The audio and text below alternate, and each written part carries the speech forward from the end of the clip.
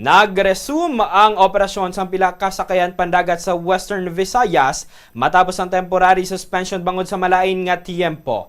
Base sa Sea Travel Advisory kagaina sa Philippine Coast Guard Station Iloilo, nakabalik na sa operasyon pasado las 6 kaina sang aga ang mga biyahe sa masunod nga ruta. Ini ang Fort San Pedro, Iloilo City, padulong sa Aduana Port sa Cebu City. Dumangas Port, padulong sa Bredco Port sa Bacolod City. Halinman sa Iloilo Fastcraft Terminal, padulong sa Bredco Port, Bacolod City, nag-resume naman.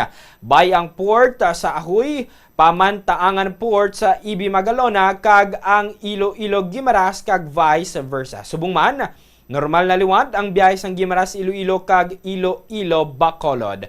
Yin siguro man sang Coast Guard nga padayon ng maritime monitoring kag security operations, lakip na pag-deploy sang K9 units sa mga pantalan. Nahibaluan nga kagabi mayara sang 318 ka pasahero kag 17 ka rolling cargo nga temporarily na stranded sa Parola Wharf, Iloilo City, antes ginbalik ang normal na nga biyahe mangin sa probinsya sang Iloilo sa subong nga adlaw. Aton nga mga biyahe subong is nag-resume na kita, no? Ang diri sa fiberboat Iloilo to Guimaras, vice versa.